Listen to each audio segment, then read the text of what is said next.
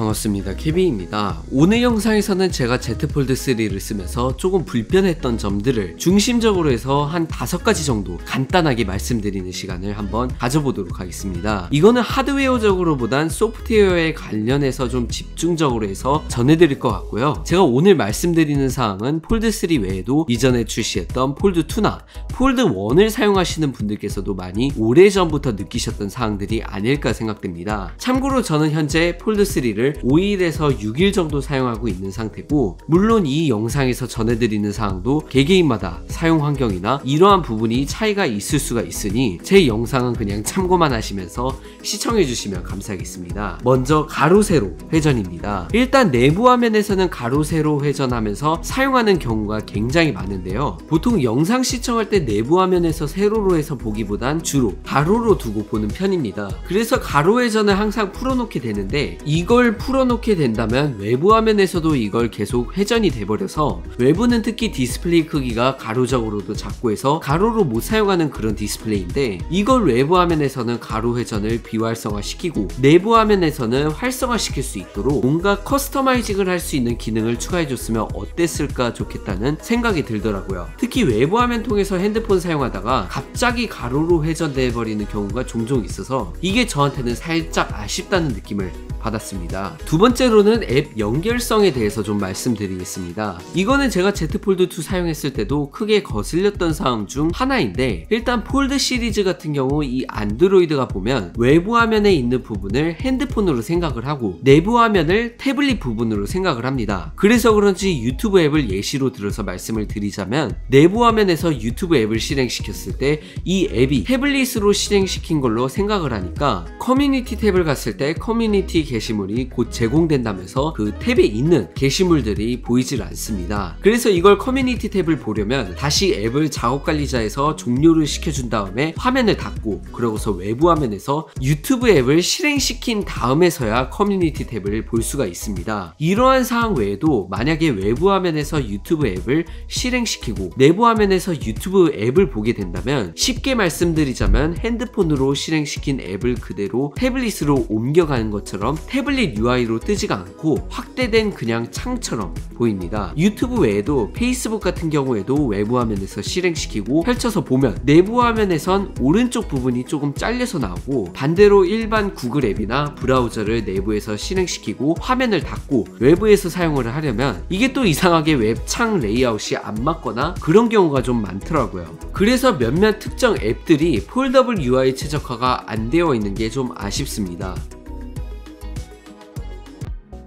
세 번째로 폴더블 UI 최적화, 화면 비율에 대해서 좀 더 이어서 말씀을 드리겠습니다. 이건 두 번째 사항이랑 연결이 될 것 같은데, 내부 화면은 태블릿으로 인식이 되다 보니까 인스타그램을 보게 될 경우 내부 화면에서 렛터박스가 양옆에 많이 남게 됩니다. 물론 굴락 다운받아서 화면 비율을 전체 화면 비율로 바꿀 수는 있지만, 이렇게 하다면 사진이 일단 상하단 부분에 조금 잘리게 되고 스토리도 거의 보기 어려운 수준으로 확대가 됩니다. 인스타그램 외에도 페이스북 스토리 볼 때도 마찬가지여서 보통 외부 화면을 통해서 스토리나 피드 같은 것들을 어쩔 수 없이 보게 되더라고요. 유튜브 자막에 대해서도 좀 말씀을 드리자면, 내부 화면에서 유튜브 영상을 시청하면 가끔가다 자막을 지원하는 영상들이 있는데, 자막이 너무 커가지고 영상이 대부분이 잘 안 보이는 경우도 있으니 이것도 좀 참고를 해주셨으면 좋을 듯 합니다. 이게 유튜브, 인스타그램, 페이스북 이런 앱 외에도 게임을 할 때도 외부 화면에서 실행시키고 내부 화면 펼쳐서 사용하려면 게임을 다시 시작해야 되는데, 그나마 제가 하는 클래시 오브 클랜 같은 경우 여기 슈퍼셀 쪽에서 최적화를 많이 해서 그나마 이전에 폴드 2 때보다는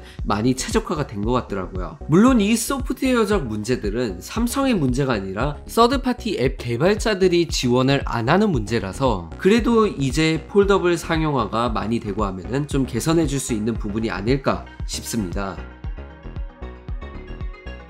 하드웨어적인 부분도 간단하게 한번 다뤄보도록 하겠습니다. 네 번째는 카메라 부분입니다. 진짜 이건 대부분 분들이 많이 공감을 하실 것 같은 사항일 거고, 제가 이전에 폴드 3 단기간 사용 간단 후기 영상에서도 살짝 말씀을 드렸었는데요. 일단 이번 폴드 3 같은 경우 12메가픽셀 초광각 광각, 그리고 망원 카메라가 후면에 탑재가 되어 있는데요. 솔직히 아직 저는 200만원 정도 되는 플래그십 스마트폰에 여전히 12메가픽셀 트리플 카메라 조합을 넣어준다는 게 폴드2 때부터 많이 아쉽게 느껴졌었습니다. 뭐 그렇다고 해서 S21 울트라처럼 108메가픽셀 카메라 센서를 탑재해달라 뭐 이런 게 아니고 3배 광학줌까지는 S21처럼 지원해줬으면 어땠을까 하는 생각이 들기도 하고, 여전히 2배 광학줌이고 이게 은근 2배 광학줌이랑 3배 광학줌이랑 그렇게 막 차이가 안 나는 것 같아도 실제로 촬영하거나 할 때는 많이 차이가 나거든요. 그러니까 2021년 안드로이드 플래그십 스마트폰에 탑재된 카메라 치곤 약간 뒤처지고 있다 라는 내용을 말씀드리고 싶습니다.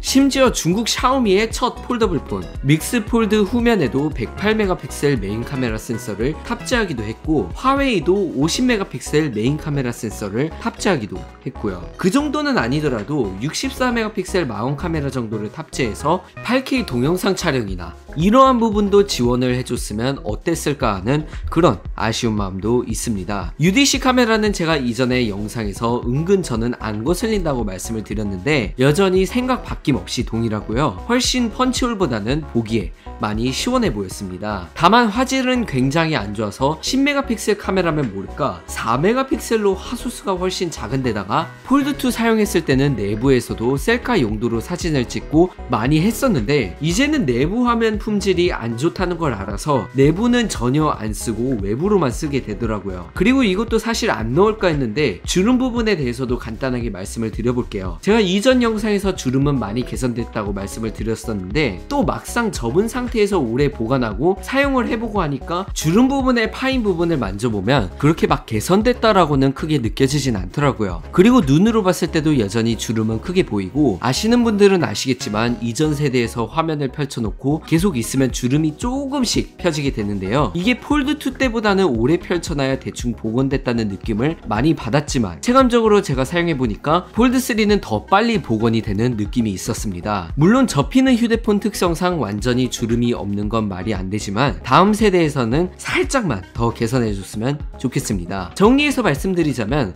하드웨어적으로는 다음 세대에서 충분히 개선시킬 수 있는 사항이지만 소프트웨어적으로는 아무리 삼성이 노력을 해도 서드파티 앱 개발자들이 폴더블 라인업에 신경을 안 써준다면 이러한 문제들이 여전히 남게 될 것이고, 제가 봤을 때 개발자분들이 폴더블 라인업에 관심 좀 조금 더 써주셔서 모든 앱들이 폴더블에 최적화될 수 있도록 하면 좀 점점 이제 완벽한 스마트폰이 되지 않을까 싶습니다. 오늘은 대충 이 정도로만 전해드리고 더 궁금하신 사항이 있으시면 차후에 또 사전 예약 개통 이전에 더 자세하게 전해드릴 수 있도록 하겠습니다. 시청해주신 여러분 고맙습니다.